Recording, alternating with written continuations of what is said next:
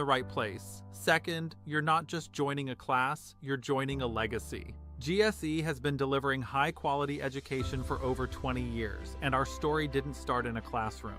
It started in the real world, where deadlines are real, standards are high, and results are what matter. Our origins began as Nomega Film and Audio, rooted in the audio and video space, working in film production, commercial work, audio engineering, and scoring. We filmed TV commercials and engineered projects tied to major industry workflows, producing, recording, editing, mixing, and delivering professional results. This wasn't theory, it was work where excellence is essential. That's the DNA of GSE. From early on, we weren't just producing, we were teaching. We taught Virginia Commonwealth University students and partnered with the Entertainment Career Connections Institute to teach their Richmond students. Our school originally grew in Richmond, Virginia, focusing on audio and video engineering, training students to not just know about production, but to actually do it. In 2025, we officially transitioned to the Griffin School of Excellence, expanding our programs to fit the future. AI for business, food truck entrepreneurship, coding and development in Python, and continued strength in audio-video engineering. We have a great origin story filled with hard work and proven ability and a rich history, but we're not living in the past. We're building modern skills for today's economy with the same high standards that built the original school. Here's the big difference between GSE and most schools. Many graduates receive degrees and certifications but struggle on day one at their jobs. This costs companies time and money and can cost graduates opportunities. At GSE, we train differently. Our mission is simple. When you finish here, you are day one ready, not just having watched videos or read chapters. You can walk in on day one and actually perform. That's rare, valuable, and what makes your time here worth it. We believe in excellence, and we do not believe in selling paper. You don't come to GSE to buy a certification. You earn skills, confidence, and competence. The goal isn't to look qualified, it's to be qualified. Whether you're an entrepreneur, leveling up for a better job, or seeking to become more efficient and valuable, GSE is built for you. This school is about real-world outcomes. We don't just teach content, we train capability. Now, let's talk about where you are right now. Starting something new is exciting but can feel intimidating. New systems, new expectations, new skills. If you've been disappointed by education before, you might wonder, is this going to be different? Yes. This isn't just information, it's transformation through skill. You're about to build things, learn how systems work, and develop the competence that makes employers take you seriously. And makes you take yourself seriously. You didn't choose a place that's playing games. You chose a place built on excellence, legacy, and the future. So again, welcome to the Griffin School of Excellence. We're honored you're here. Take your time, learn the system, ask questions, do the work, and most importantly, believe again. With the right training, the right standard, and the right support, you're going to look back and realize this was the moment. You stopped hoping for change and started building it. Welcome to GSE, where excellence begins. Welcome to the Griffin School of Excellence, or GSE. If this is your first time here, I want to say two things right away. First, you're in the right place. Second, you're not just joining a class, you're joining a legacy. GSE has been delivering high-quality education for over 20 years, and our story didn't start in a classroom. It started in the real world, where deadlines are real, standards are high, and results are what matter. Our origins began as Nomega Film and Audio, rooted in the audio and video space, working in film production, commercial work, audio engineering, and scoring.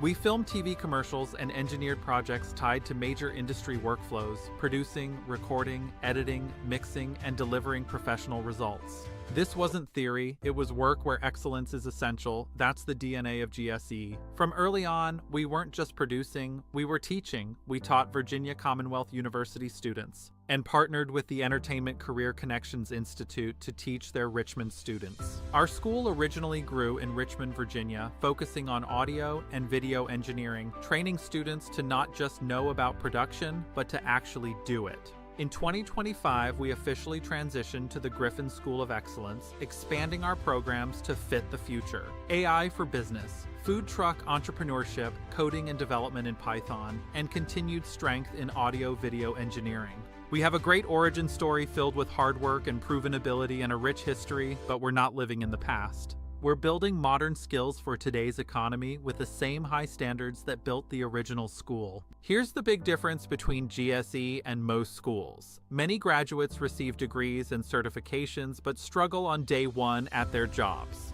This costs companies time and money and can cost graduates opportunities. At GSE, we train differently. Our mission is simple. When you finish here, you are day one ready, not just having watched videos or read chapters. You can walk in on day one and actually perform. That's rare, valuable, and what makes your time here worth it.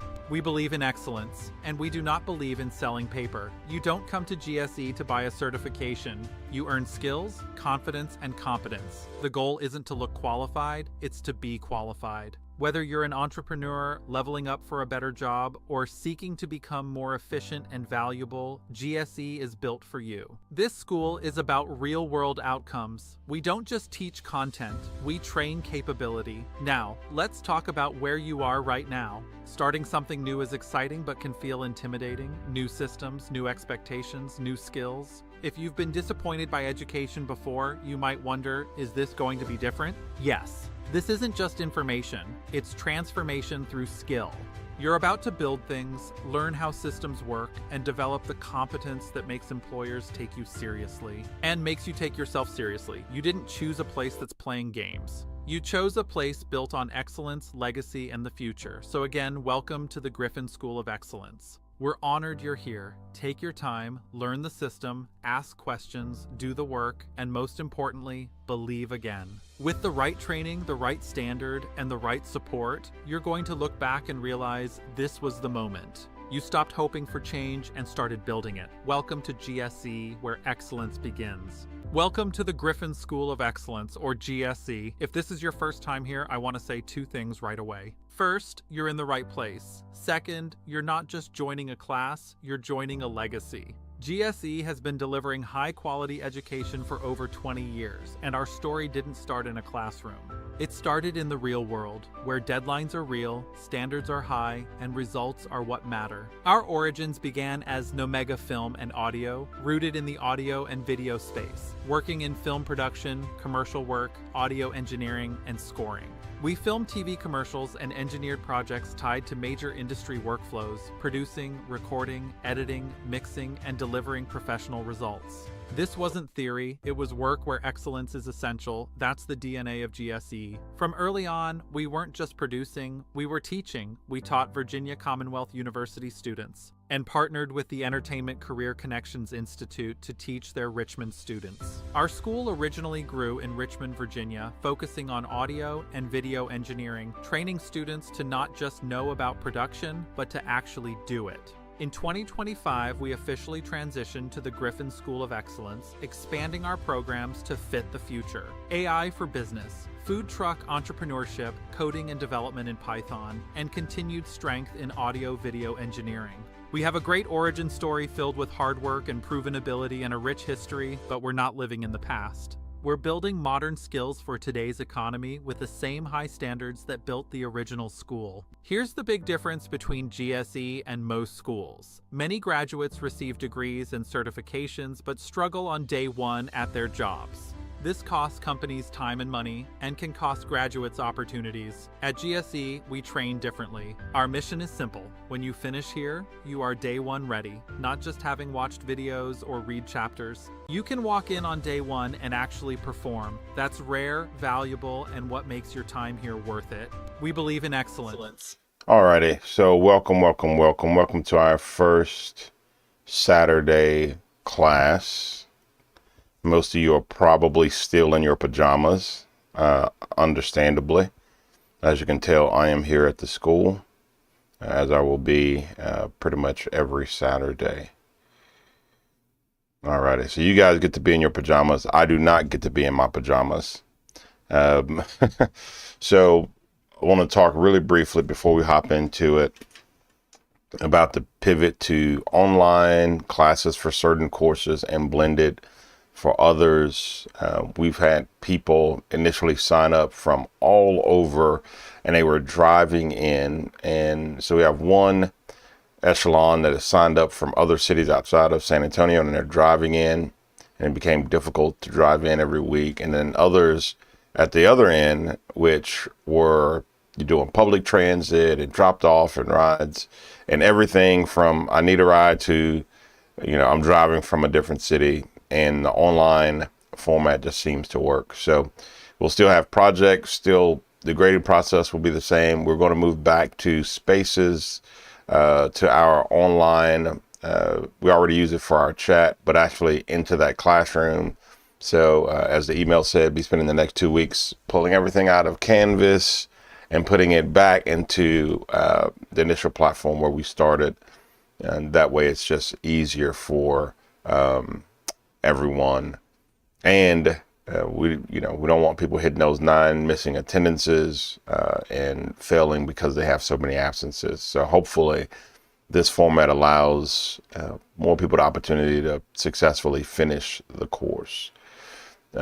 Also for the transition, because some folks were hitting that 9 mark, we gave a grace of 3 absences.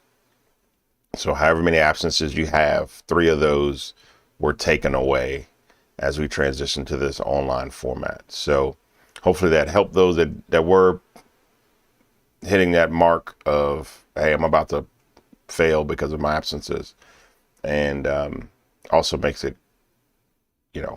more obtainable to consistently attend. Alrighty, so let's go ahead and jump into our course here.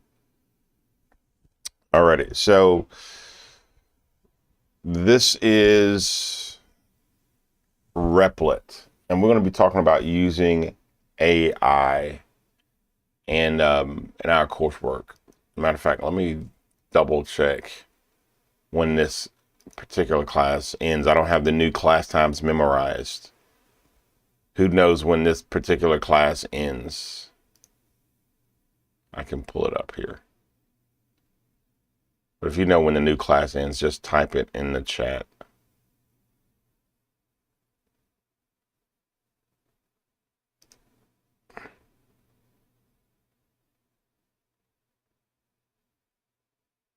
Okay, 9:45. Alrighty. So it ends at 9:45. So we have some good time to work with, which is great. Another thing with online, we can kind of roll, and I like that. And you can always go back and look at it.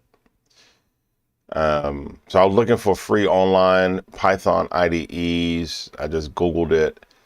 And Replit, which I'm familiar with, but they've changed up Replit. I've never used Google Colab, PyTogether. PyCharm I have heard of.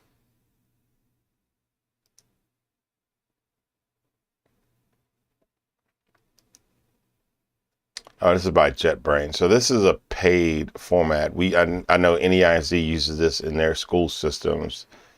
And I've used PyCharm, and it's absolutely incredible.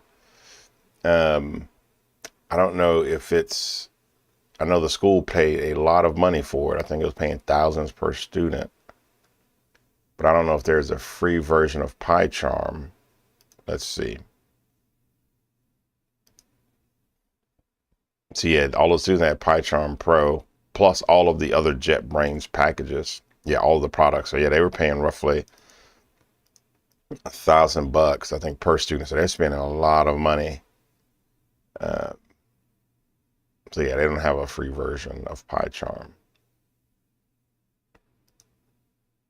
Oh, and that's yearly. That's not even a one-time fee. Monthly.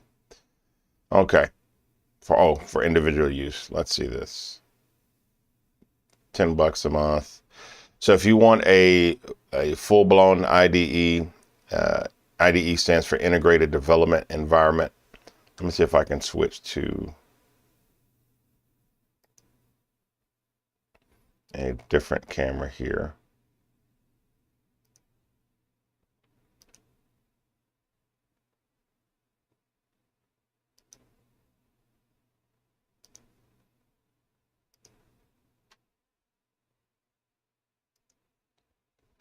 And I want to see if I can switch to a different camera here so it doesn't look like I'm always looking to the side over here.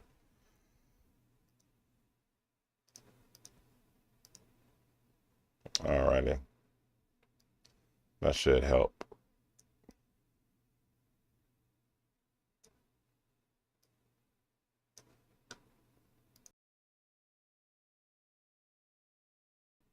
Alrighty. Alrighty. So let's see here. So this is a charge, but for $10 a month, you can have a full IDE. And by IDE, it means it's an integrated development environment. So right now, most of us are coding in the classroom in CodeHS in the sandbox. And it does probably 98% of what an IDE can do, 97%, but it does have hiccups. And you uploading graphics and things like that for it to reference, it's not as smooth necessarily as a IDE would be.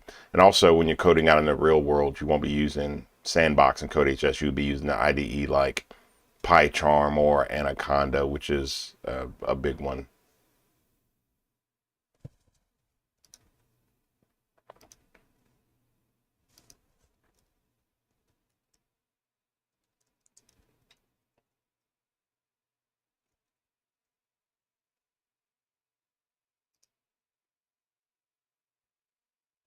All right, and then so you'll be downloading Anaconda and using Anaconda. So, oh, did I spell it wrong?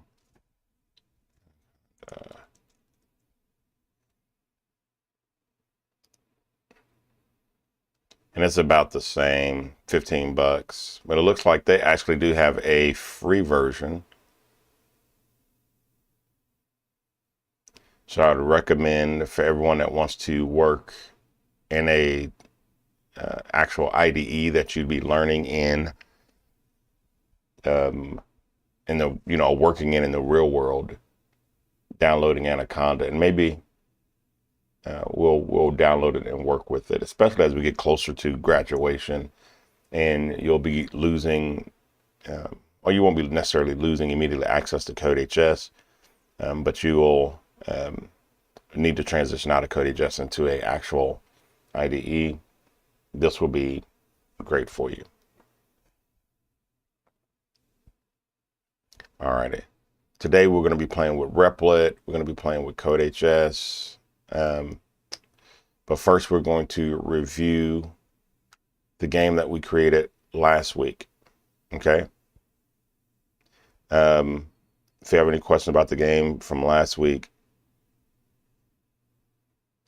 we can go ahead and ask them now.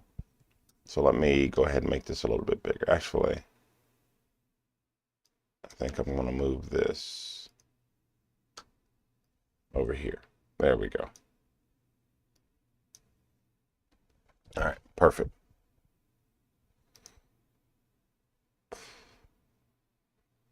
So now let's go ahead and, I think I'm gonna do this here too.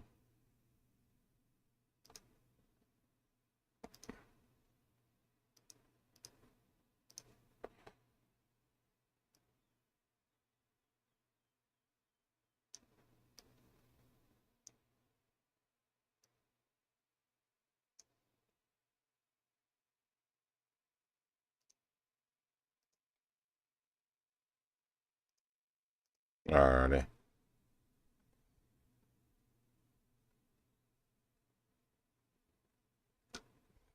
Okay.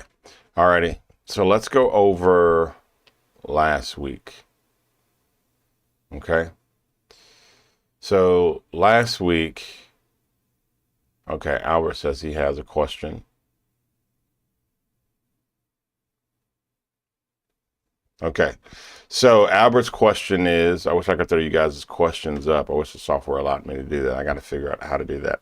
So Albert's question is import, and we've covered imports, but let's cover it again. So imports allows the library that is native to Python to be expanded by a secondary or to tertiary library. So Python has a certain set of, let me zoom in a little bit here for you guys. But Python has a certain set of, I might zoom in too much. All right, perfect.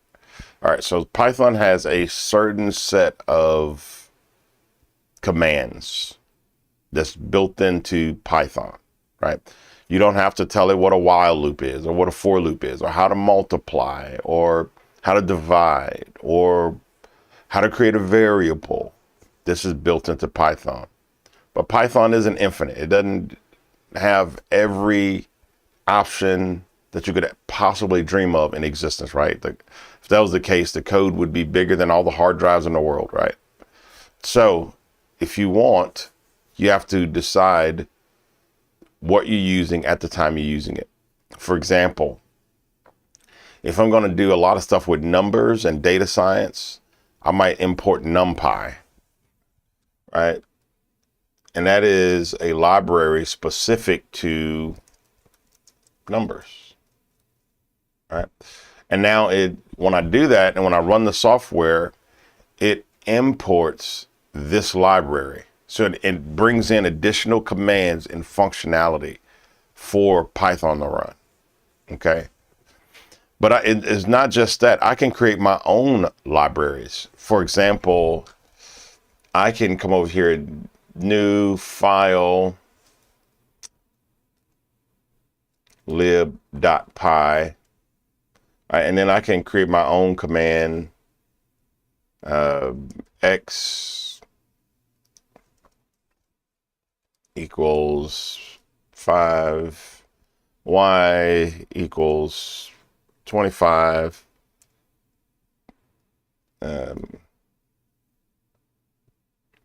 whatever, right? And I can come over here and now I've created my own set of information over here called lib.py. And in my main, I could import that, right? If I wanted to do it that way, or import lib.py as lib, right?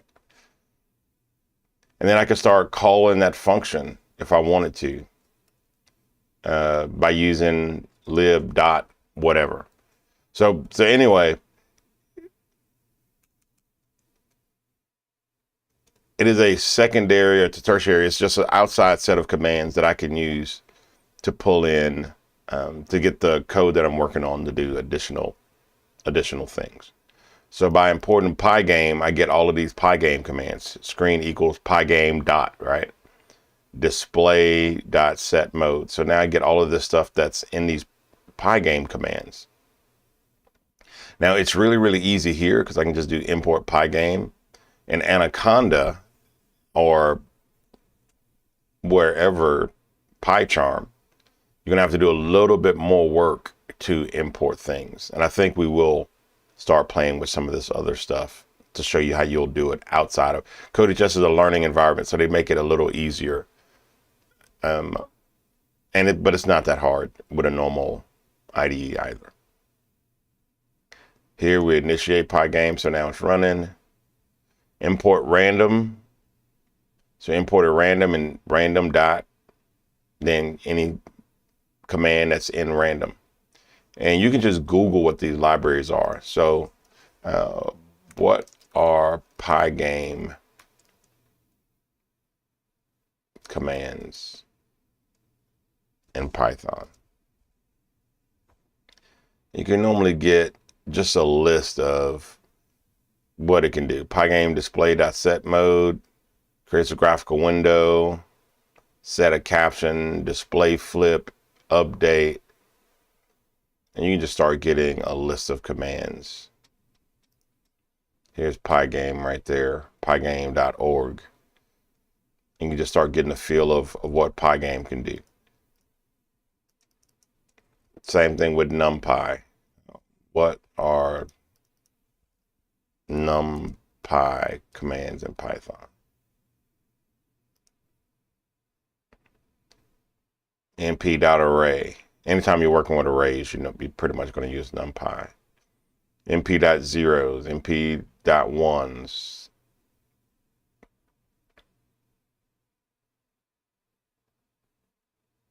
MP.reshape, transpose, flatten, collapses a multidimensional array into one dimension.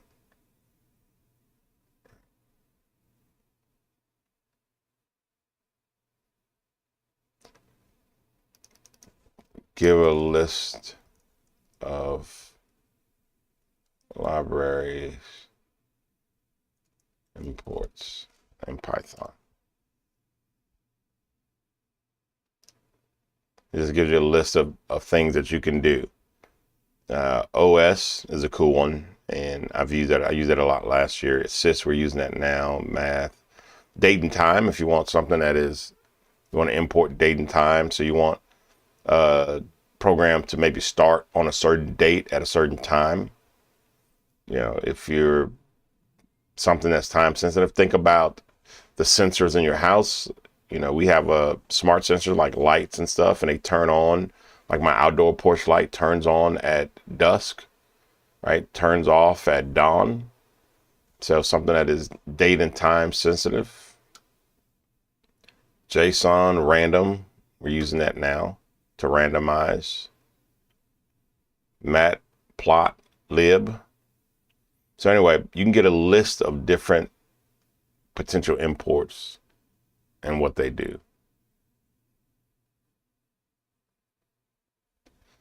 So OS does several things. Provide functions for interacting with the operating system, e.g. file path. So yes, there was a question asked, can you pull in files? You can. You can also clear screens and do a lot of other things with OS.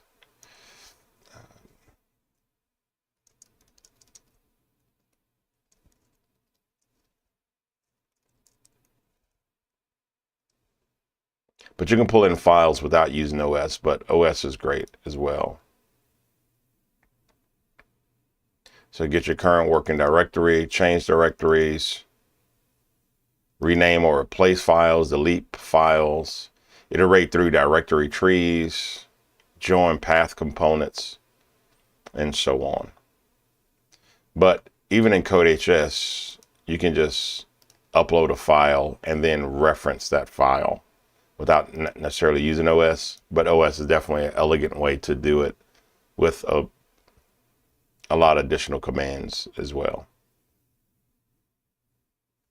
Okay, so if you have great questions, guys. I wish I had a little hand clap thing, I would do it.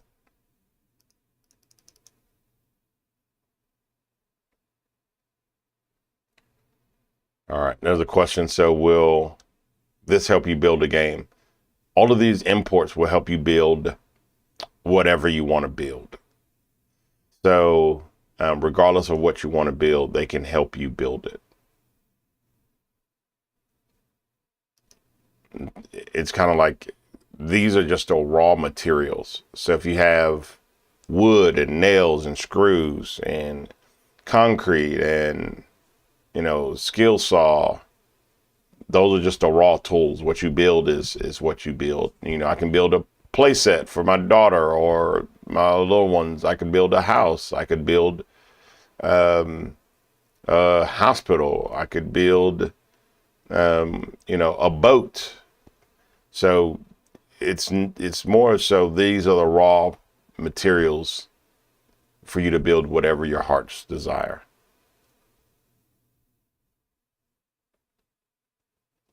Okay, we have a question that says, I still don't understand what arrays are. Okay, well, let's hop into arrays because that's going to be on your national exam and you have to know that. So we went over, but let's go over it again. And also multi-dimensional arrays. So let's review arrays and let's also review multi-dimensional arrays. So, well, let's review this game here first because that's what we have pulled up. And then we'll take a break. And then when we come back from that break, before we move on to incorporating AI into the coding and development process, we will review arrays. Okay. All right, let's make it a little cleaner. But that's a great question. We really need to know arrays really well. We really need to know a few different fundamentals really well if we're going to pass our PCEP exam here. Okay. All right, so we've imported Pygame, we've imported random, we've imported sys. Okay, we've initiated Pygame. So now the game is, in essence, running, if you will. We've laid out the size of our area. So when we hit run, we've laid out the size of our screen here. Okay. Also, another thing that you get in CodeHS that you really won't get in like an Anaconda or Pygame is that kind of sometimes it works, sometimes it doesn't. Like, I don't know if you just noticed that when I hit run the first time, the blue block didn't appear. You won't really see that. So here I'm going to change the width to 300.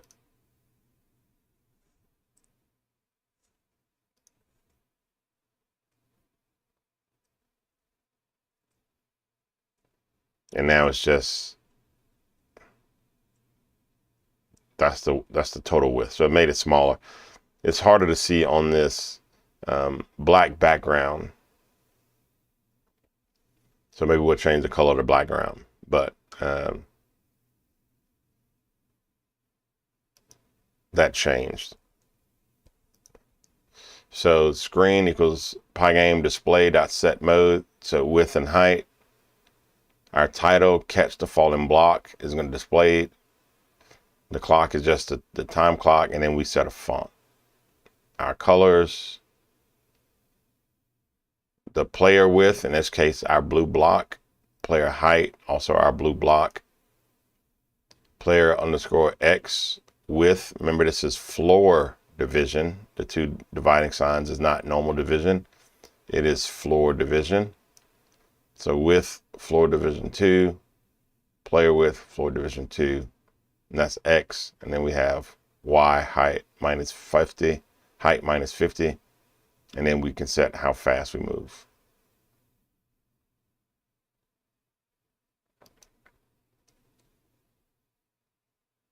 There we go. Now we're setting this, the fallen block size, 40. And they're just blocks. They're just sort of going to be the same height and the same width. Player block underscore X equals random.ranInt 0 to width minus block size. So what are we saying here? We're saying we're dictating the movement of the falling block. So the block size is going to equal 40. So this is going to be a 40 size pixel block, if you will. Block underscore X equals random. So X position. So your left, right position is going to be totally random, 0, comma, width minus block size. So why wouldn't you just go 0, comma, width? So left to right, why wouldn't you just say, hey, you have the entire width of the screen? So if you wanted to start, I don't know if you see my little X, if you wanted to start here, go ahead. The reason is it doesn't want you to, because that means that this right side of this block,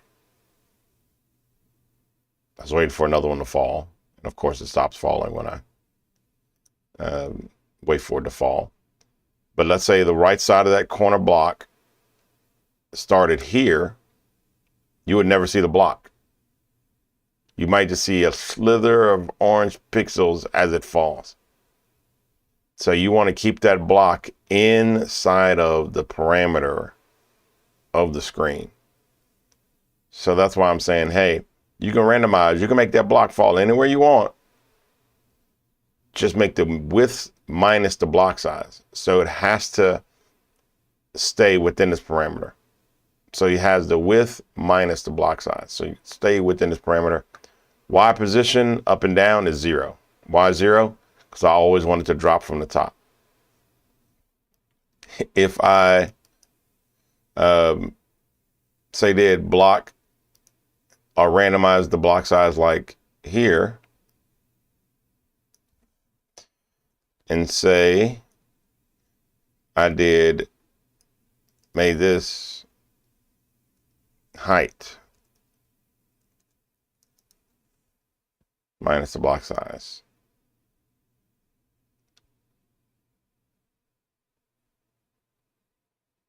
Now it can really pop out from anywhere, right?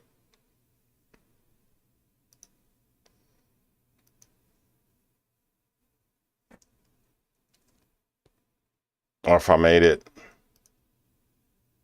what is our height here? 500.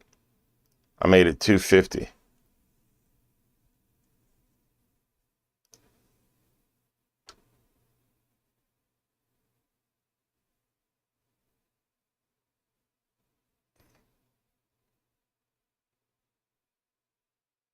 See how that's affecting where it falls?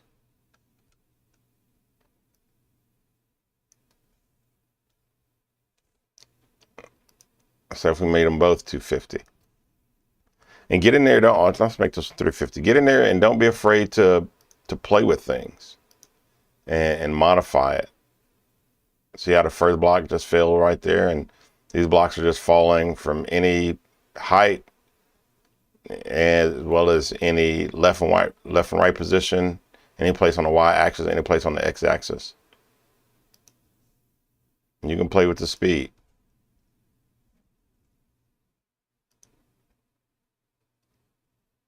And now you really see, right? Now this actually shows really how random this is. So you see them falling from any height position, anywhere on the x-axis as well as anywhere on the y-axis.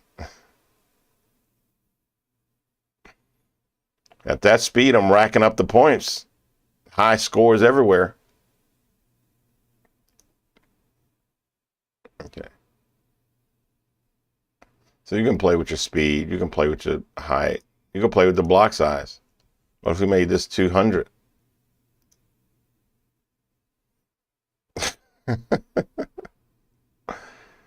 It's a good chance I'm gonna hit it almost every time. Even though, as you notice, sometimes it's literally starting through the block, right? Because since it can start at anywhere in the X and Y, sometimes it's starting over my blue block here. Another new high score. So obviously, we don't necessarily want that. And we want it to be random. Because if we didn't start it at random, say we start them both at 0, 0. What happens then? Uh-oh. Well, you still kind of see what's going on. What happens if we get rid of those two altogether? It's not happening. It says your block Y isn't defined. It's looking for those coordinates. Alrighty.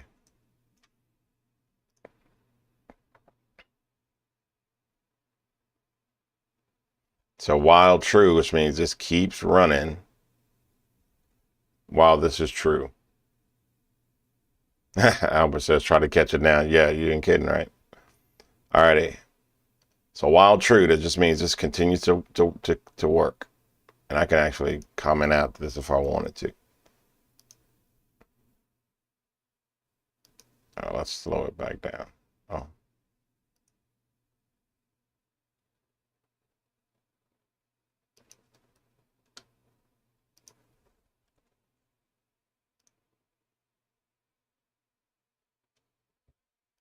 All right. So this is the speed of the game, clock.tick. So you can comment that out if you want to, and then it's just gonna. little faster. There we go. I don't work a whole lot in Pygame, so there's tons of commands that I don't know. So I'm still learning some of these Pygame specific commands. So for event in Pygame, so we're creating a for loop. So while true, so this is the tick speed of the game, or the pulse of the game, pace of the game. For events in Pygame.event.get. So this is, we have setters and getters. If y'all remember my lecture on setters and getters. If event.type is the same as, remember it's not equal to, we're not setting a variable. It's the same as Pygame.quit, then quit the game. All right, Pygame.quit, system exit, just dump it all, right? Keys equals Pygame.key.get press. We talked about this. We have the left key, which is iterating to the left. This minus equal to is iterating negatively. So that's going to go to your left. If the center is 0, you're still going to start going and saying negative numbers, -1, -2. So you're going to the left. Plus equal is going to iterate to the right. And it's going to add 1, hold that position, add another one. So you get to, and that's what's going to make your, see your little blue block didn't appear this time. So let's stop it. All right. So it appeared this time. So that's what allows you to actually iterate left and right.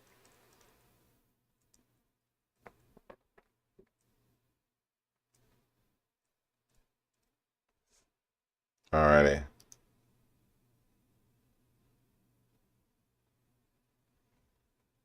And then if we wanted to, and I'm not sure this is going to work. Once again, I'm not really that familiar with Pygame. But I'm wondering if there's a K up and K down. Don't know this for a fact, but let's find out. One of these would be the z-axis.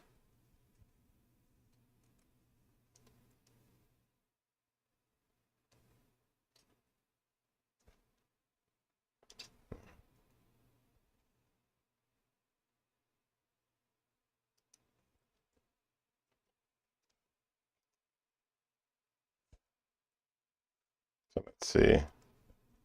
Goes left and right.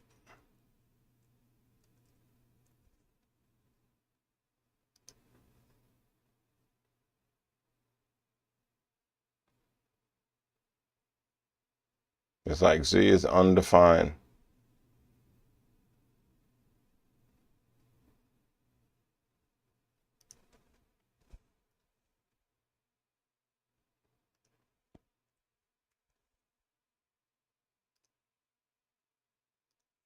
Let's play around here.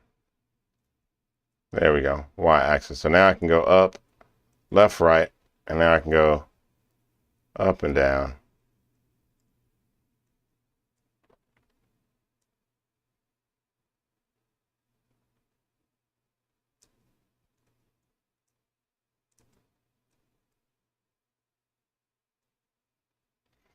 Now I've defined my parameters left and right, but I hadn't defined my parameters up and down, so I can keep pressing down and just kind of go to infinity. Then I got to come back and hold it to come back out of infinity. Alrighty. So now we have spatial movement with our blocks. We got lucky, there was a K up and K down. Put it on the Y and we're in there. But if we want to define our Y parameters, because we did not do that.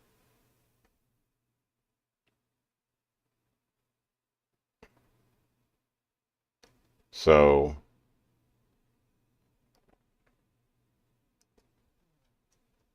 oh no, that's not the falling box, it's player. Here we go. Player with, player with.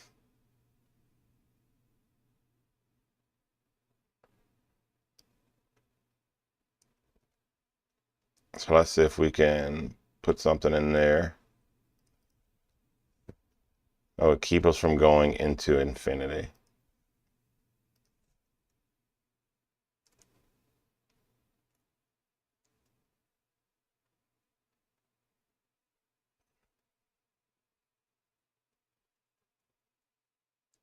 Oh, oh, you see the mistake I made? I changed width to height here. Did not change it to height here.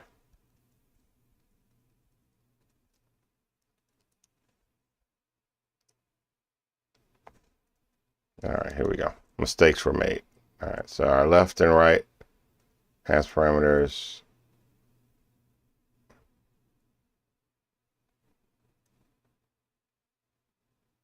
Still going off into infinity, up and down.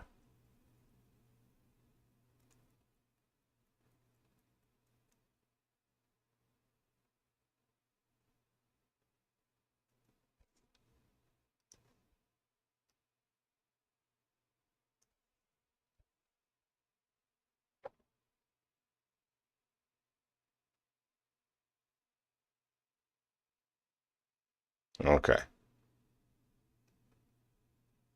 Here we go. Keep player on.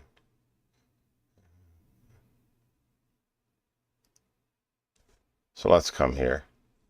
If player underscore y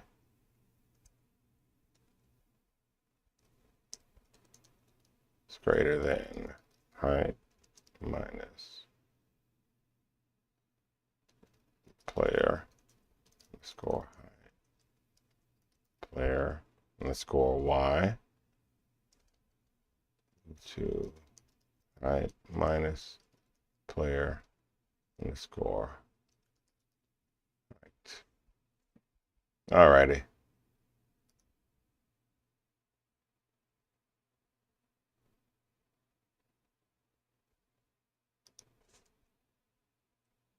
All right, so let's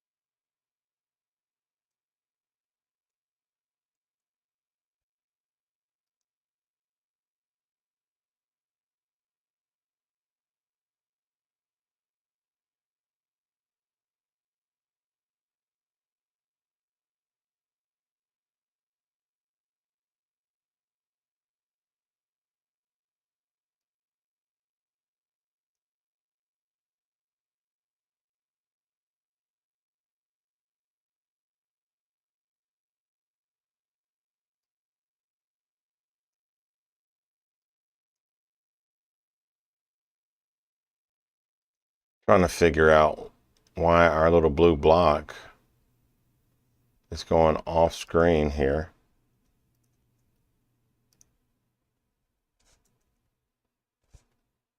So we got it moving up and down.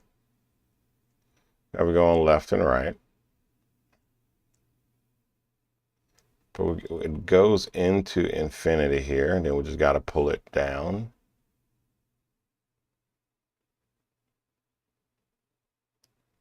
So we need to control the y-axis.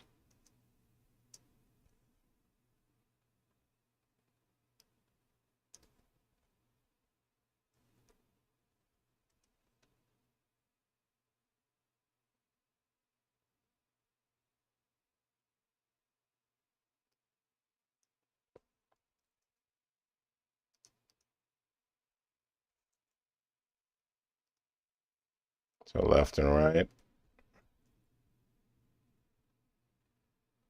Go down. All right, so we are creating some stops here. And one thing I could do is just set hard parameters for that 0 and 500 height. But that's not how. That'd just be the easy way, right? But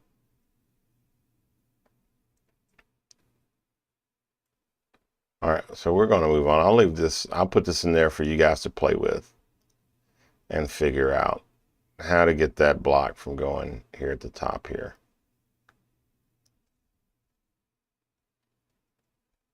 All right, move falling blocks, block underscore Y plus equals block speed. Rectangles for collision.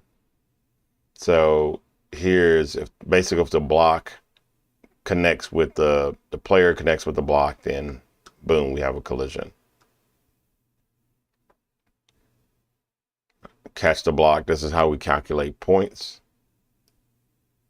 If player, once again, here's a collision. We did player rec, pygame.rec, player X position, Y position, player width, player height, block rec equals its rectangular position, its X and Y axis, and its size. So if the player's basically position collides with the block position, score iterates that plus equal sign by 3.5, which means you get 3.5 points every time we get one of these collisions. Okay, so let me come down. Boom, 3.5. So it automatically turns it into an float versus just an integer because they're doing decimal places. And then once again, block X is random. For block is mixed, it just goes off into infinity. All right, now here's screen fill. Let's go white. So now you can see the parameters of the screen a little bit better. And actually, I kind of like it white. I think I like it white better than I like it black because it shows you where the screen is. And also, if we were to shorten the width to say 350, we did that before, but you couldn't see it because the background is black and the screen is black. But now, look at that. We can actually see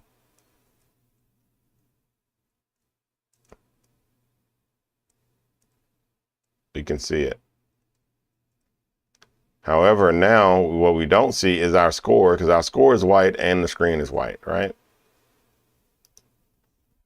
I mean, we just have to change our score. Our score, text, font render, the score true.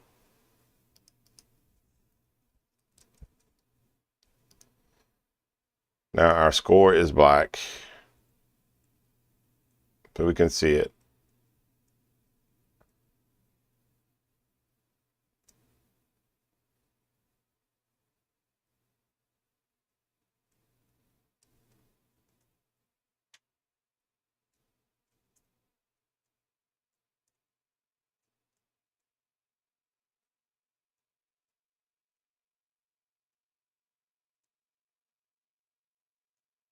If we wanted, we could connect this to like MySQL or something and start, or some database. We could even connect it to a CSV file that is housed on the server and it keeps people's names. They'd be able to log in, have all of their score and date remembered, start creating leaderboards. All right, and the pygame.display.update, that makes it update repeatedly. Without that, you don't update, which means your screen won't refresh. Alrighty.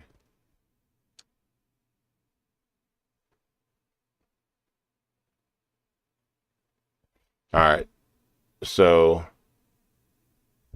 question. Al has a question. He says, trying to understand how the game knows which block you're naming player and which block you're naming block.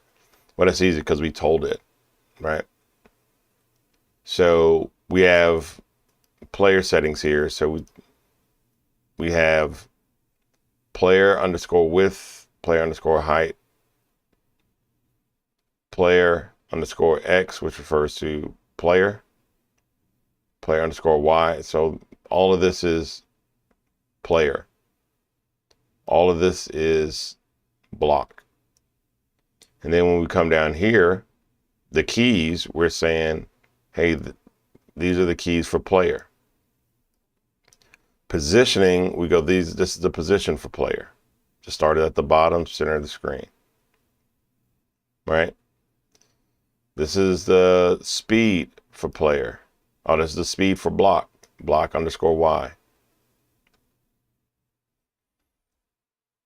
All right. So this, we've defined it as such.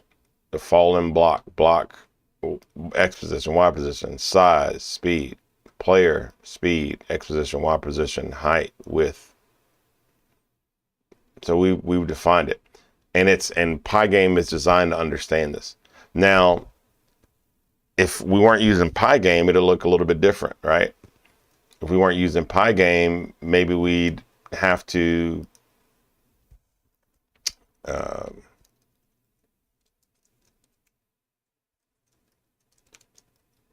maybe we'd have to use something else. Maybe we'd have to go player, and then begin to create, I don't know, a dictionary, or create a dictionary might be best, or some instance of player, and we start defining commands, and some instance of, let me do this, in some instance of block, where we're now defining what the block is, what its position is, and so forth. For example,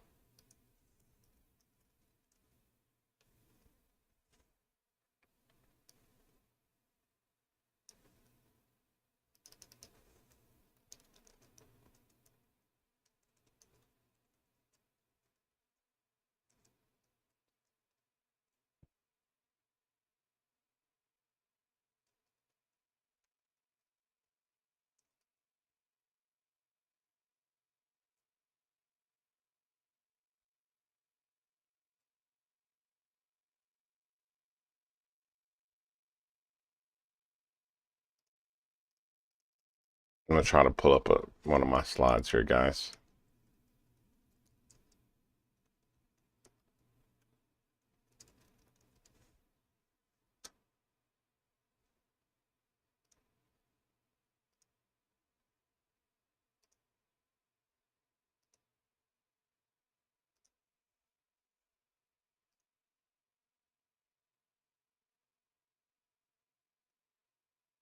Alrighty. There we go. I'll make sure you guys can see that.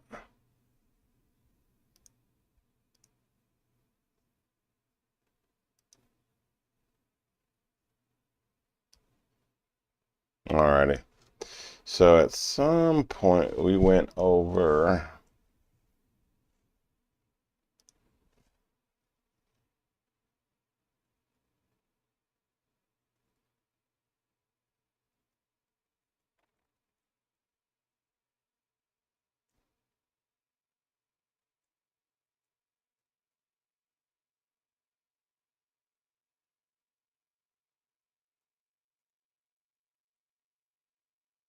so we hadn't went over to Tkinter. I don't think we're going to do Tkinter, but we will do OS in time. And we will do this module of imports. We did go over arrays, but we can go over them again. Dictionaries, that's not what I want.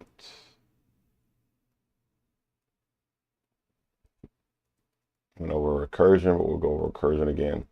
But classes, okay? So if Pygame basically gives us a cheat code for classes. And it's kind of awesome that way. And give me a few minutes and then we'll take a quick 5-minute break. But we'd have to create everything in a class. So we create a class called person. and define its characteristics. The first one's always going to be self. And you can do, X position, if we're talking about game, Y position, what have you, right? And create it as a class, but we don't have to because Pygame does it for us. So everything that we'd want for player and block is already understood in Pygame. One of the beautiful things about doing an import. So versus creating a class called player and defining, and we probably wouldn't define its position because the position we'd want to change. But the height, color, width, you name it, we define it in the class, right? A class called player, a class called block. And we'd have to begin to go through and list all of the characteristics and then call those characteristics from the class would be one way to do it. But we don't have to, because Pygame, knowing that we're making a game, makes it really, really easy for us. So we don't have to create a class called player and then call player. And we don't have to create, player equals and create that variable. Pygame understands it, which is beautiful. So it allows us to skip a lot of the steps that we would have to.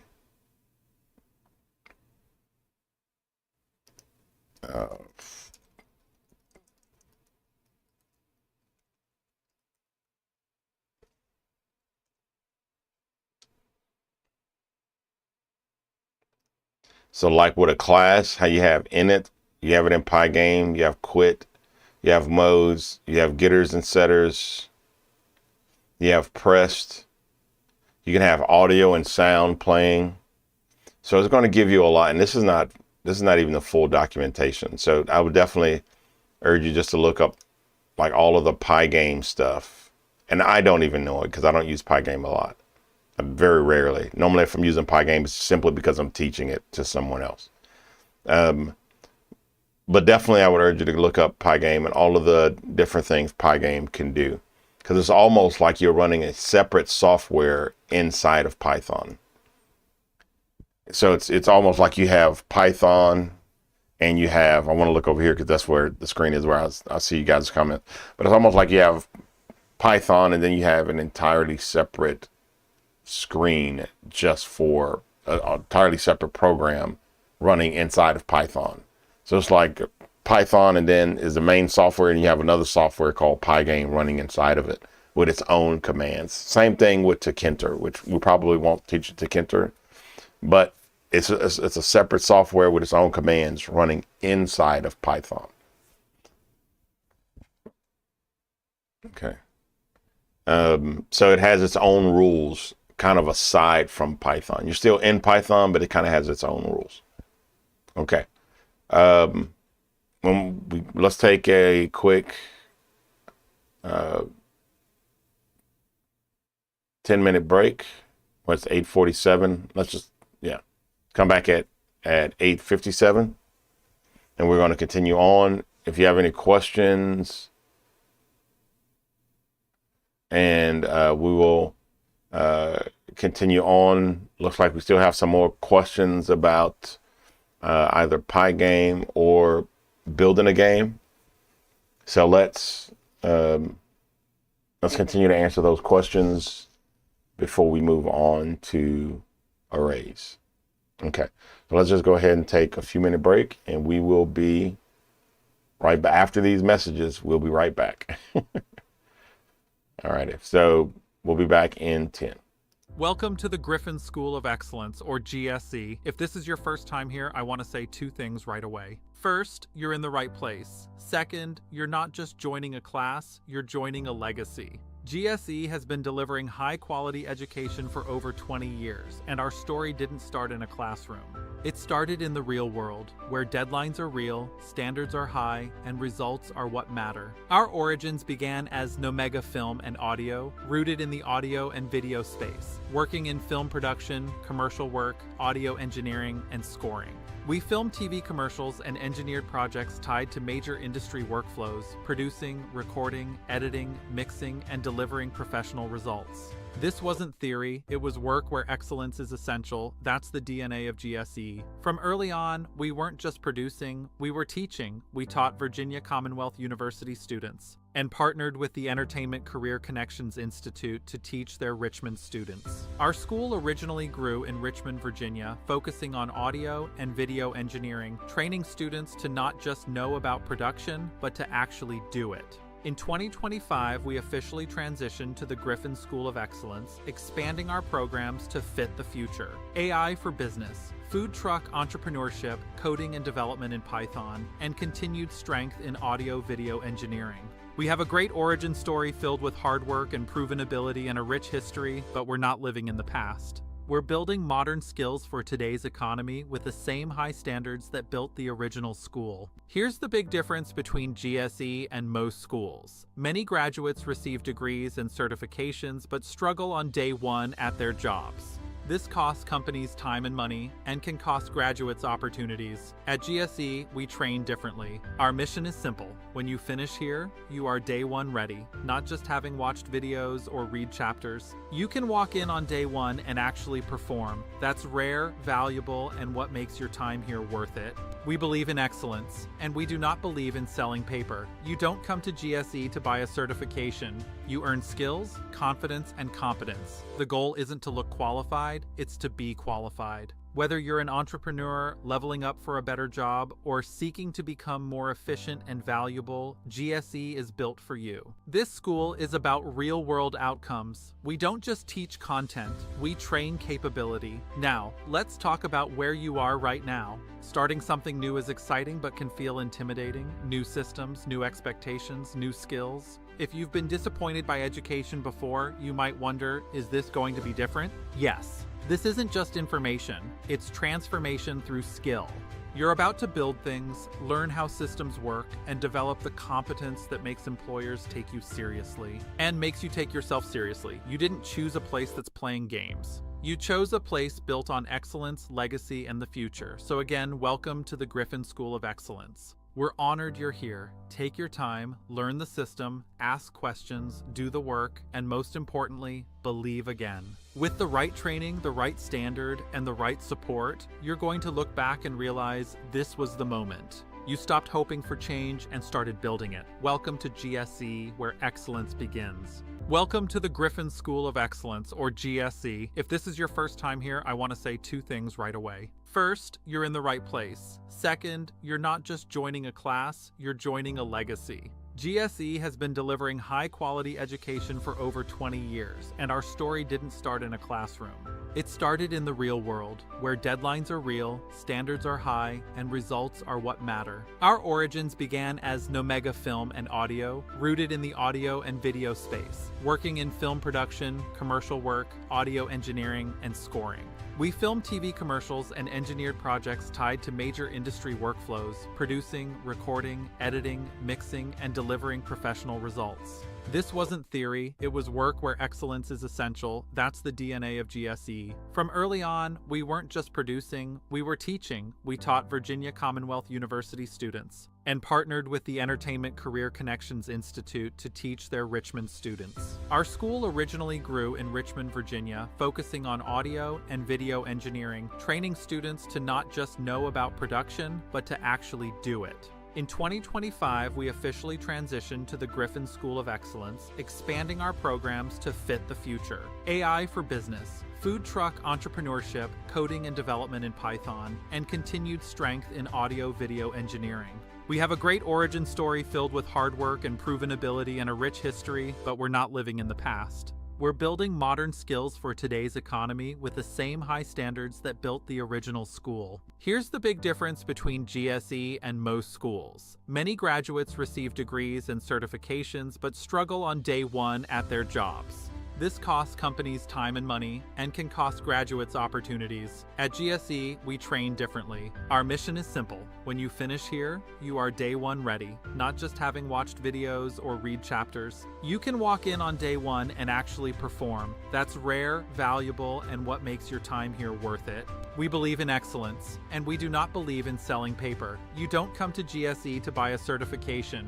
You earn skills, confidence, and competence. The goal isn't to look qualified, it's to be qualified. Whether you're an entrepreneur, leveling up for a better job, or seeking to become more efficient and valuable, GSE is built for you. This school is about real-world outcomes. We don't just teach content, we train capability. Now, let's talk about where you are right now. Starting something new is exciting but can feel intimidating. New systems, new expectations, new skills. If you've been disappointed by education before, you might wonder, is this going to be different? Yes. This isn't just information, it's transformation through skill. You're about to build things, learn how systems work, and develop the competence that makes employers take you seriously. And makes you take yourself seriously. You didn't choose a place that's playing games. You chose a place built on excellence, legacy, and the future. So again, welcome to the Griffin School of Excellence. We're honored you're here. Take your time, learn the system, ask questions, do the work, and most importantly, believe again.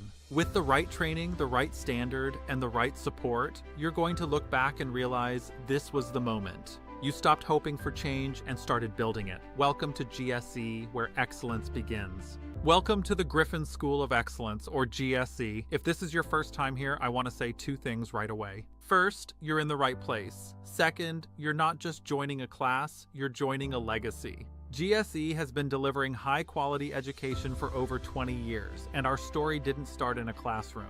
It started in the real world, where deadlines are real, standards are high, and results are what matter. Our origins began as Nomega Film and Audio, rooted in the audio and video space, working in film production, commercial work, audio engineering, and scoring.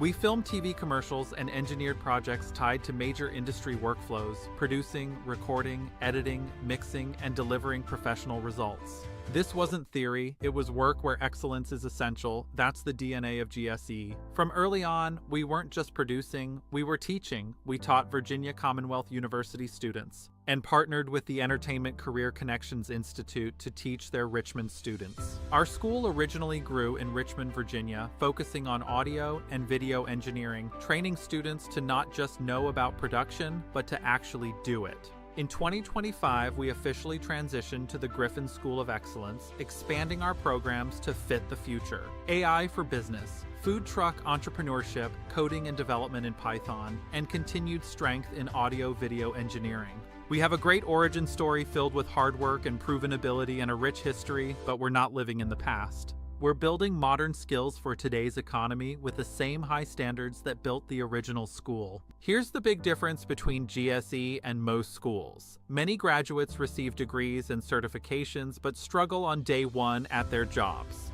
This costs companies time and money and can cost graduates opportunities. At GSE, we train differently. Our mission is simple. When you finish here, you are day one ready, not just having watched videos or read chapters. You can walk in on day one and actually perform. That's rare, valuable, and what makes your time here worth it. We believe in excellence, and we do not believe in selling paper. You don't come to GSE to buy a certification.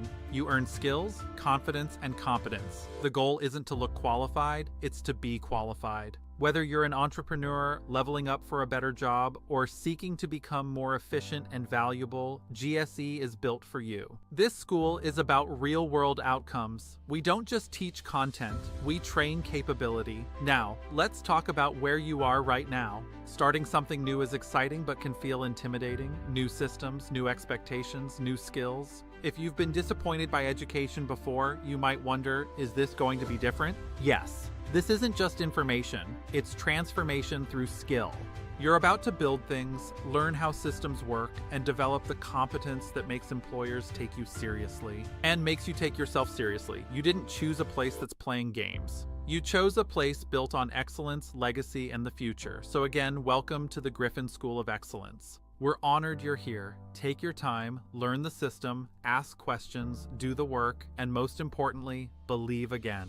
With the right training, the right standard, and the right support, you're going to look back and realize this was the moment. You stopped hoping for change and started building it. Welcome to GSE, where excellence begins. Welcome to the Griffin School of Excellence, or GSE. If this is your first time here, I want to say two things right away. First, you're in the right place. Second, you're not just joining a class, you're joining a legacy. GSE has been delivering high-quality education for over 20 years, and our story didn't start in a classroom. It started in the real world, where deadlines are real, standards are high, and results are what matter. Our origins began as Nomega Film and Audio, rooted in the audio and video space, working in film production, commercial work, audio engineering, and scoring. We filmed TV commercials and engineered projects tied to major industry workflows, producing, recording, editing, mixing, and delivering professional results. This wasn't theory, it was work where excellence is essential. That's the DNA of GSE. From early on, we weren't just producing, we were teaching. We taught Virginia Commonwealth University students and partnered with the Entertainment Career Connections Institute to teach their Richmond students. Our school originally grew in Richmond, Virginia, focusing on audio and video engineering, training students to not just know about production, but to actually do it. In 2025, we officially transitioned to the Griffin School of Excellence, expanding our programs to fit the future. AI for business, food truck entrepreneurship, coding and development in Python, and continued strength in audio-video engineering. We have a great origin story filled with hard work and proven ability and a rich history, but we're not living in the past. We're building modern skills for today's economy with the same high standards that built the original school. Here's the big difference between GSE and most schools. Many graduates receive degrees and certifications but struggle on day one at their jobs. This costs companies time and money and can cost graduates opportunities. At GSE, we train differently. Our mission is simple. When you finish here, you are day one ready, not just having watched videos or read chapters. You can walk in on day one and actually perform. That's rare, valuable, and what makes your time here worth it. We believe in excellence, and we do not believe in selling paper. You don't come to GSE to buy a certification. You earn skills, confidence, and competence. The goal isn't to look qualified, it's to be qualified. Whether you're an entrepreneur, leveling up for a better job, or seeking to become more efficient and valuable, GSE is built for you. This school is about real-world outcomes. We don't just teach content,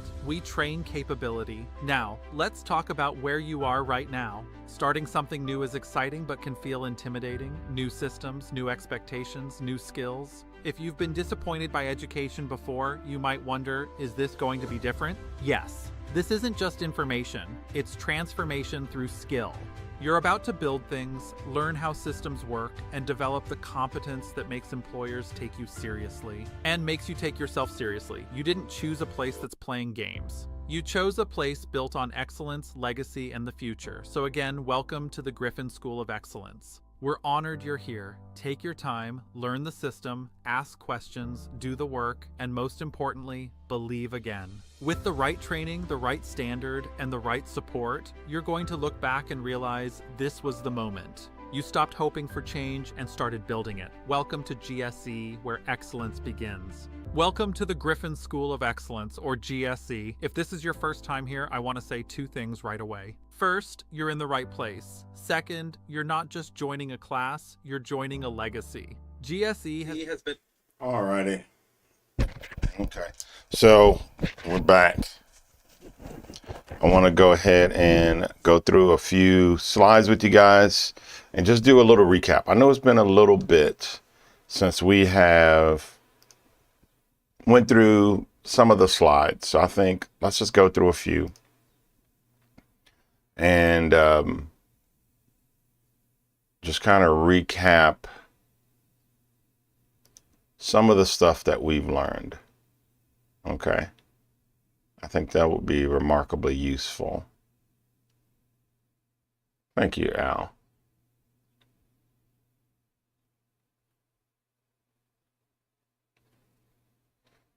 So Al said, how in depth can you get with CodeHS? Pretty in depth. We've built some pretty intensive things with CodeHS, and it's hiccuped a little bit But for the most part, it worked.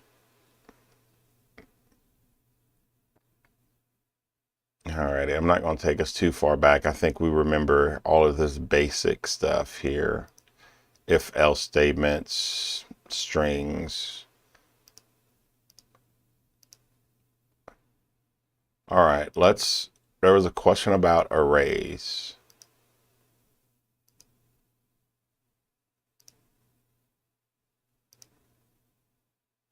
No, not sure why that's there. Let's delete that one.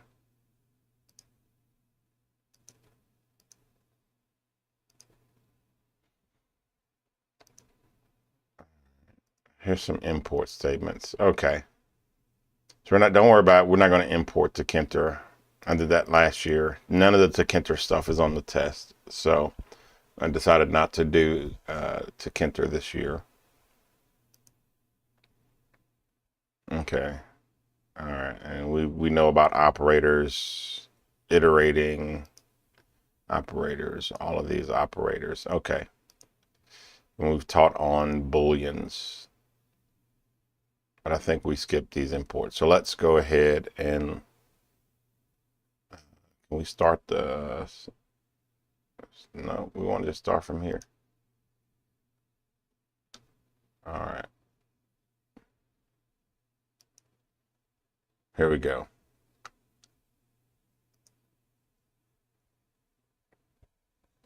All righty. So I'm gonna see if I can make myself, let's see.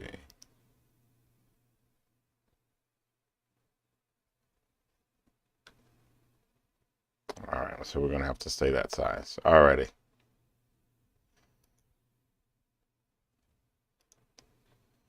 So imports, and we've already kind of seen import pygame, import numpy, import os. This is import time, and this allows us to iterate time, okay? Or manipulate time, should I say. And it's just as simple as going import time. And now we can aggregate time to events. For example, I can do t equals 2, in this case would be 2 seconds, and time.sleep, parentheses t. So I can have something sleep for 2 seconds before the next function takes place. Let me give you an example of that. So we're going to be kind of popping in and out of these slides because we had questions about imports, and we had questions about read a program. We'll just go Python 3. We're going to so print. So first we'll come back. We will import time. Okay. The slide should already be in the both in, well, I know they're in Spaces in the GSE app and in the Google in the GSE digital classroom, and in I think in the chat as well.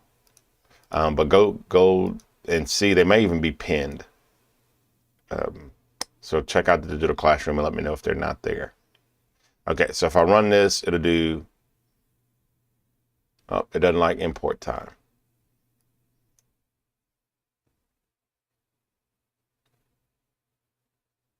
Why doesn't it like time?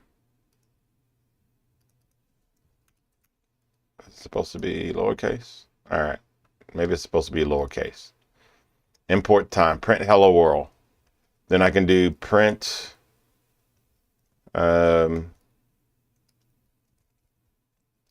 GSE is the ...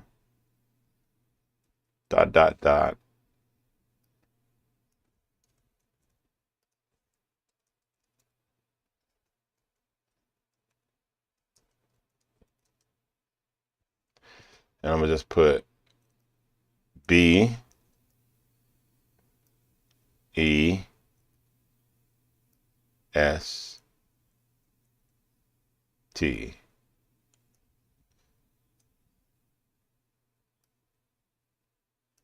And now I go print, I'll just run it, and it's just gonna say, hello world, GSE is the best vertically, right?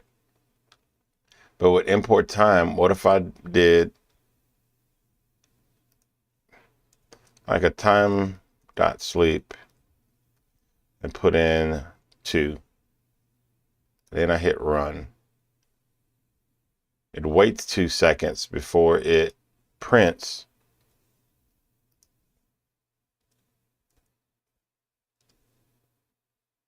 anything else. So I'm gonna do this. So GSE, and I'm gonna spread it out just so you can see it, is the B, have that print instantly, wait a second, E, wait a second, T, wait a second. So what should happen here is it should go hello world instantly, GSE instantly is the B, wait a second, E, wait a second, S, wait a second, T. Let's see if that works. Boom. So now we've imported this function called time, which allows us to manipulate time. And now we can have things time delayed however we want to. All right. Let's do, let's print, you know, hi. My name is hello.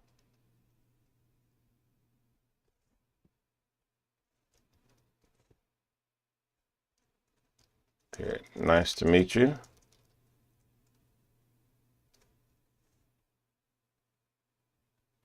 And then you get to have it say, what is your name? And you can just tell it, hey, wait a second for like the person to reply, right? So just do a time.sleep, wait 2 seconds, and then go, so nice to meet you, right? And then run it. It's like, hi, my name is hello. Nice to meet you. What is your name? So that came in instantly. Maybe we want to put a largest time.sleep. So, hi, my name is hello. Nice to meet you. What is your name? Then you put, you know, hey, my name is Billy. Nice to meet you. Hello. Then it types in, so nice to meet you. So with that import, on that import, reading you guys' comment, on that import, it could be, you can put whatever time you want for it to sleep. Alrighty, let's slide this down here. All right, let's get back to here. Someone asked on Hello World, does it have to be 1 or can it be? I don't understand that. It seems like an incomplete question. Okay. All right, import time. We can do start time equals time.time. For I in range, 0 to 50, print I, making delay for 1 second, time.sleep 1. So now we're creating a for loop, right? That's going to iterate 1 second between everything. End time equals time.time. Elapsed time equals end time minus start time, print elapsed time. So let's copy this. We've already done import time. So this is a fun little thing to do. Let's get rid of that. Alrighty, for I in range, if it's a print I, make it 1 second, delete, end time equals time.time. So start time, capture my time right now. End time, capture my time right now. Elapsed time equals the end time minus the start time. Print the elapsed time. So what's going to happen, or what should happen,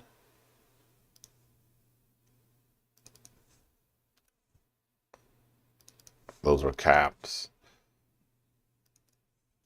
Like, we don't understand. So what should happen, it should capture the start time, should capture the end time, and then print out how long it takes. So this says for in range 0 to 50. So technically, we've got a 1 second sleep. Line 4 time dot time. For some reason, everything came out caps.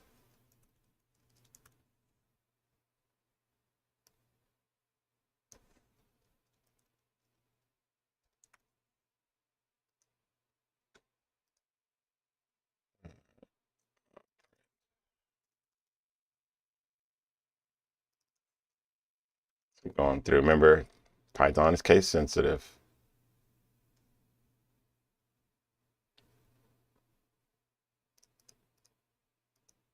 So it's like, hey, you have things here. And I'm gonna change this to 5 seconds versus 50 seconds, because that way we don't have to wait 50 seconds. All right. All right. Print elapsed time. Unsupported character here.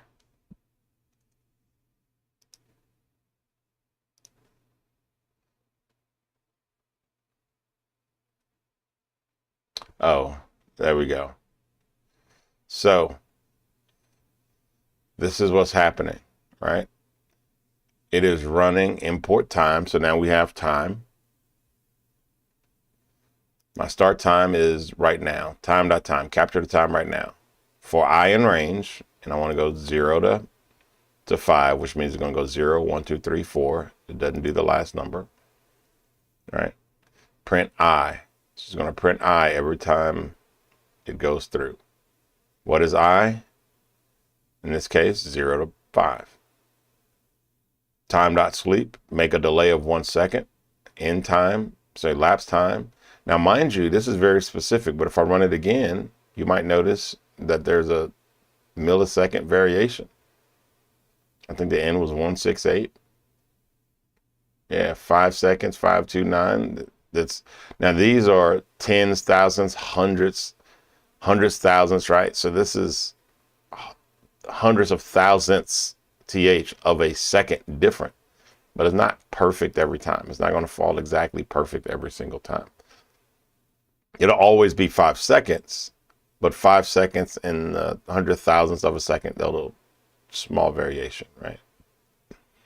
So what is it doing? I'm doing a for loop, and it is printing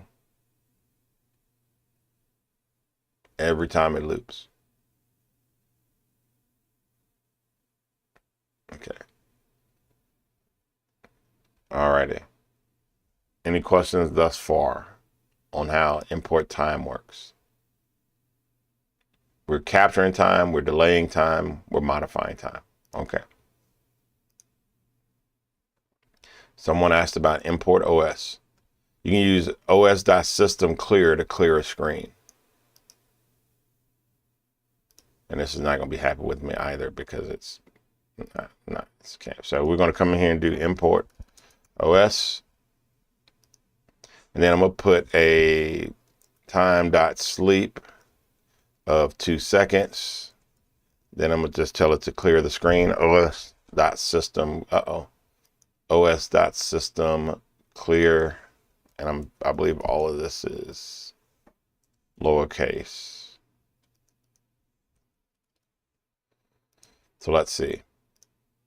So it should run, wait 2 seconds, and then clear the screen. And wait 2 seconds, and boom. So I was able to clear the screen after 2 seconds. Let's do that again. Once again, we're using time and import OS here. 0, 1, 2, 3, 4. Gives the elapsed time, waits 2 seconds. and clears. We can make it 3 seconds. So it's going to iterate for I in range, 0 to 5. Remember, it doesn't leaves off to 4. Gives you elapsed time, waits 3 seconds, and then clears the screen. Okay. If you're getting errors, make sure you read it, because CodeHS is really great about telling you what the error is. It is wonderful, wonderful, wonderful about telling you what the error is. Okay. So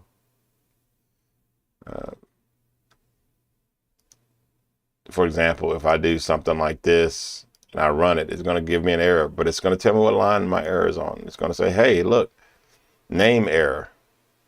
Name time D is not defined. Did you mean time? Oh, yes, I did mean time. So let me erase that. So go ahead and look, and let it give you the error, and it'll tell you what the error is. Alrighty. Arrays. Now you can turn lists into arrays or arrays as arrays. Note, this page shows you how to use lists as arrays. However, to work with arrays in Python, you'll have to import a library like the NumPy library, and we just showed you how to do NumPy. So create an array containing car names. Cars equals Ford, Volvo, BMW. Ford, Volvo, BMW. Right? So you have one variable, multiple things inside of that variable. Okay? So you normally go, all right, I'm creating a list. Right? But you're once you start pulling things out of that list, you're using it as an array. You refer to an array element by referring to the index number. Get the value of the first array item. So X equals cars, hard bracket 0. Remember, Ford is 0. It always starts with 0, 0, 1, 2. So now I'm pulling, the moment I started pulling stuff out of that list, I'm using it as an array. All right, so now I'm pulling Ford out of that array. So let's do this here.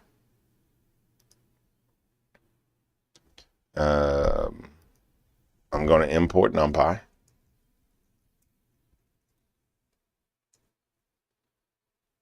I'm going to comment out all that stuff we just did because we don't need it right now. And let me do cars equals hard brackets Ford, Volvo, and these are strings, but they don't have to be. Arrays are really cool because they can mix strings and integers and all kind of cool stuff. All right, Ford, Volvo,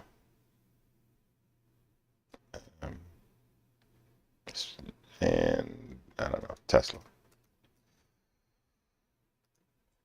X equals cars, once again, hard bracket, 0 position, or in this case, 1 position. And then I can just do print X. All right. Now what should happen? When I run this, what do we think is going to happen? It should probably print X. And what is X? X is cars 1. So what do we get? We should get an error. Line 3, import NumPy. All right, so I probably spelled NumPy wrong. What's NumPy? Maybe it's all lowercase. There we go. It was all lowercase. All right, so what do we get? Volvo. Print X. X equals cars 1, Ford is 0, Volvo is 1, Tesla is 2. Prints out Volvo. Prints out Volvo. Alrighty, and just because we can, if I did time dot sleep, 3, and then said X equals cars, hard bracket, 3, 2. Actually, let's do 3. Let's do 3. So I'm gonna move this print X up here. I'm gonna do X down here. So there's two things that are a little wonky here. And let's see if you catch them before I explain it to you. Type it in the comments if you catch it. So I printed out Volvo. Then it crashed. Why did it crash? So see if you can catch it before I explain it to you. So it says line 28. It doesn't like it. Index error. List index out of range. So what is it saying? You're trying to get me to print 3, but there's no 3. Ford is 0, Volvo's 1, Tesla's 2. And if I wanted a 3, then I need to put a 3 in there. Okay, so 0, 1, 2, 3. So now it gave me an index error. That's one thing. Alrighty, Volvo, Honda. There we go. And as someone noticed, I have 2 X's. So I have 2 X's. I have X here, which is Volvo, and then I have X here. So what happened at the second X? It overwrites the first, because I said X equals cars 1, so X equals Volvo. Then I came and put X equals Honda. So the moment I put X equals, it overwrites this, which is why it printed Honda. So now if I call X, from here on out, it's going to equal Honda. But what if I didn't want it to do that? What if I wanted to have X be cars and I still wanted to be able to call Honda? I could just make that a capital X if I wanted to. And then I could tell it to print X and X, lowercase x and capital X. All right? Actually, let's do capital X, lowercase x. Right? Now what's going to happen? Volvo is going to wait 3 seconds and then print Honda Volvo. Because now I have a lowercase x, which is Volvo. I have a capital X, which is Honda. I told it to print both X's, so it printed Honda Volvo. Okay.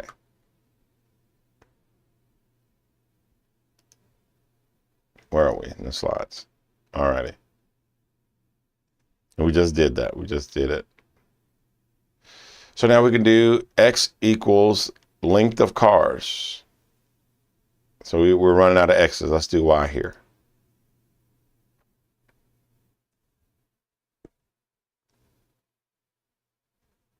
And actually, let's do this. Let's go. Let's use a pinned. So there is no 3 there, but let's do.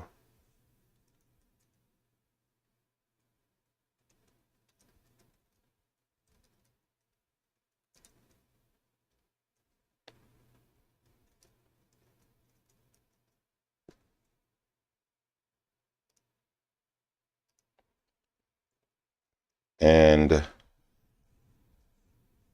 Y equals length of cars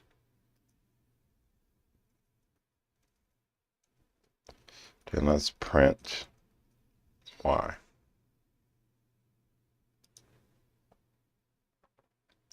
So now it's going to print Volvo.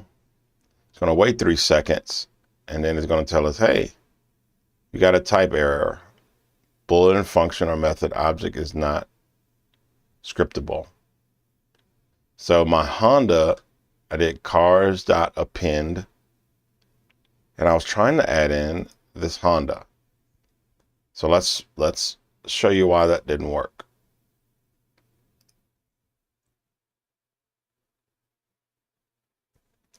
So cars.append Honda. Where am I?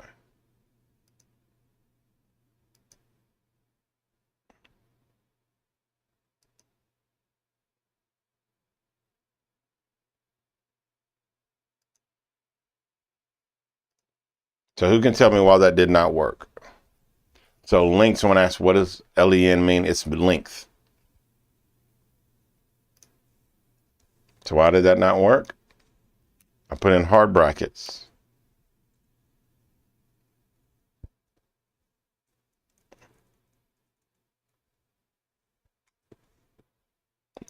What you put in matters. Hard brackets here, but when I do print, it needs to be parentheses. Put in hard brackets there, and it needs to be parentheses. So Volvo, Honda Volvo, and 4.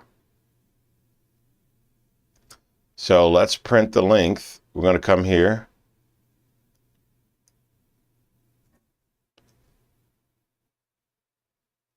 And I'm going to put length here. And I'm going to put print Y here also. So what I'm doing is, under here, create cars array.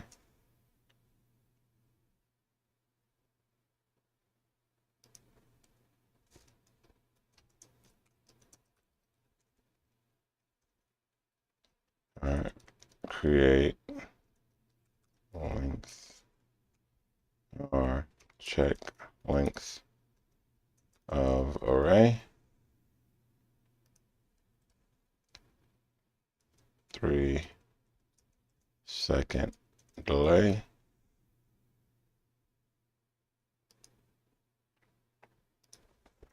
And array pin Honda. Okay.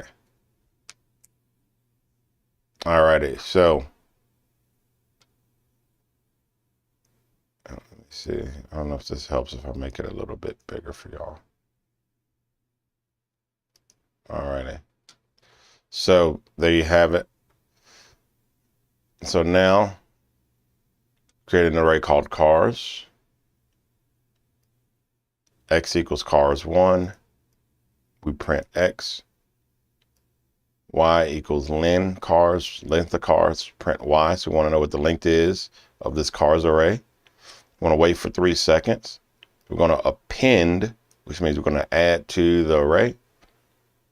And then we're going to print out 3, which didn't exist here, but should exist now that we added Honda. And then we're going to print out the new array, or not print out the new array, print out the new X, the lowercase and capital X. And we're going to print the length of the array again. So Volvo, length of the array is 3. Honda Volvo, length of the array is 3. Oh. So print Y.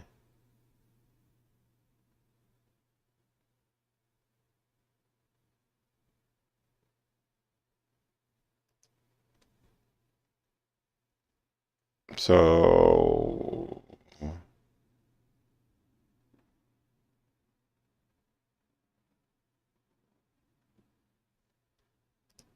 let's run it again. Volvo, printed Volvo. 3, waited 3 seconds. Honda Volvo, Waited 3 seconds. Let's print cars. I want to print the entire array.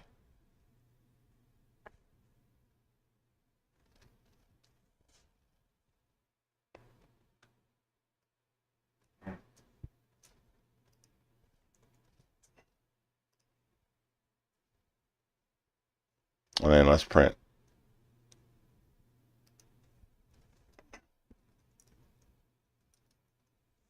cars. All right, so Volvo, Ford, Volvo, Tesla, length of the array is 3. Honda, Volvo, Ford, Volvo, Tesla, Honda. But for some reason, it's still calculating the length of the array as 3. Not sure why, because the length of the array here is clearly 4. So I'm not sure why it is calculating it as 3. Let's try something. Let's delete some things out of the array. Let's test this out. A lot of coding is playing around and testing. So let's test out how to delete some things out of the array using cars.pop and see what happens. So now we're going to do cars.pop 1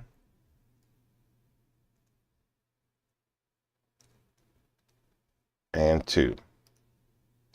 And then we're going to print cars again, and we'll print Y, which is the length.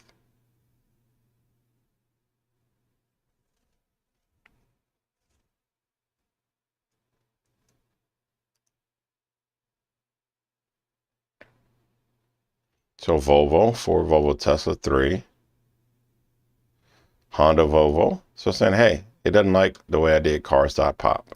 It won't do 1 and 2 positions. So guess what? Now I have to do cars.pop 1 and cars.pop 2.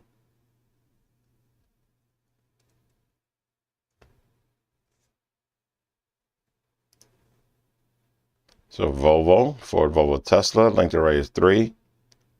Honda, Volvo, I did that cars.append and added Honda. So that shows you the length of the array here is 4. And then we did cars.pop, the first position and second division, the first index and second index, which would be Volvo and Tesla. 0, 1, and 2. So it should be Volvo and Tesla. And, oh, so this is funny. So you go, oh, it should be Volvo and Tesla, but it's not. Because when you do cars.pop 1, what happens? It pops Volvo, leaving the array as Ford, Tesla, Honda. And then when you pop cars.2, and then it's Ford, Tesla, Honda, which is 0, 1, 2, it pops Honda. So this is a cool little mistake, right? So we thought, hey, we're going to pop 1 and 2, which would be Volvo and Tesla. But once we pop 1, the 2 position now becomes Honda, and it pops Honda. So how do we make sure that we're popping Volvo and Tesla and not just some random things out of the index? By using a different command, cars.remove. Cars.remove. So instead of popping, we're going to just remove. So we're going to do cars.remove Volvo.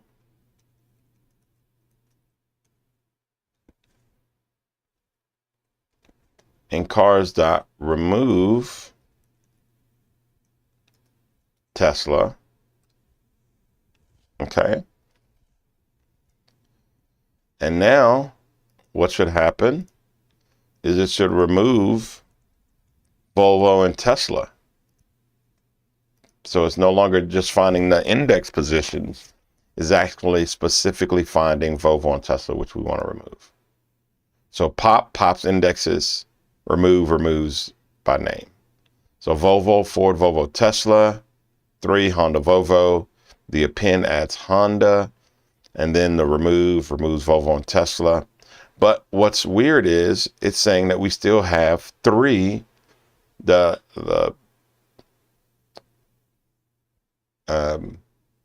array is 3 when it really needs to be 2. So why is that? The reason is up here where y equals length of cars, it was 3. So now when we recall it later, it's still 3. If I wanted it to update, I could just do y equals length of cars, print y. And here it's 3. It adds and removes. And now here it is 2 because it checks it again down here. But do we want to just keep doing y equals length of cars every time we add or remove, pop, or, append? We really don't, right? So we want to probably use a return or something that will make y update every single time I call for it. Okay, so we're going to want to use a return or something that makes it update every single time I call it. Because here, y equals length of cars, here the length of cars is 3. So now y equals 3. But here the length of cars changes and it changes and we're updating and we're removing and we're deleting things and we're adding things. So we want it to catch that. So we're going to have to do something a little special and a little bit unique. All right. So great question by Stephanie on arrays. We're using arrays, and then we'll also get into multidimensional arrays. So remind me next week to get into multidimensional arrays. Your homework for this week is to go on social media, your YouTube, and create or your Facebook, and create an explainer video explaining arrays. Explainer video. And on YouTube, you can just email it to me or post it in the group. And on Facebook, just tag me in it. And there you go. So great class, guys. Wonderful job. Incredible job. So glad that I got to spend this time with you. This is an extreme close-up. This is uncomfortably close. Let me tell the camera to not be so close. There we go. All right. You could count the frown lines. All righty. So great job again, everybody. Wonderful, wonderful job.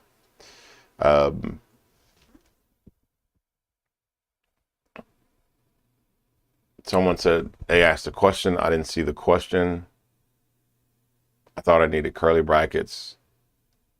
No, all of the brackets are specific. So you want to use the specific brackets for whichever operators you're using or whatever function you're using. All right. Great questions. I don't know if anyone has a motivation. We missed our motivations and our prayers. It's a Christian school, so we have motivations. Another question was, I'm seeing here on the screen, is does hello world, do strings need single quotes or double quotes? And the answer is both. You can use both single quotes or double quotes. You just can't miss them. You can't start it, your string, with a single quote and end with a double quote, or start with a double quote, end with a single quote. If you do singles, you got to stay singles. If you do doubles, you have to stay doubles.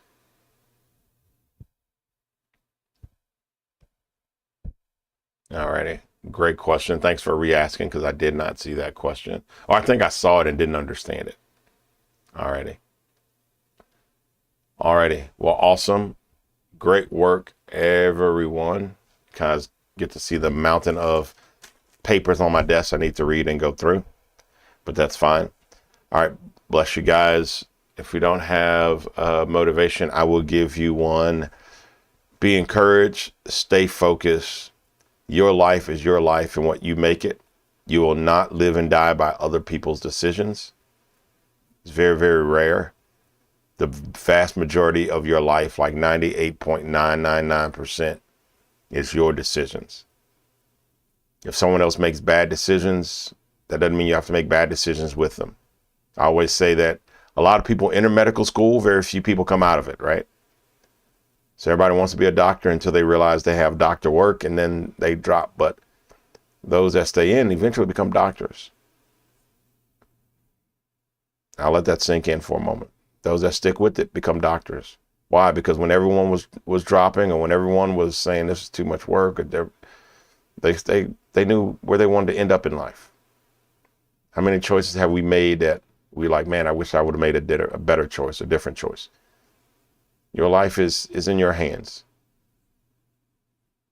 Hopefully those hands are capable. Okay. So make good choices. Make good decisions.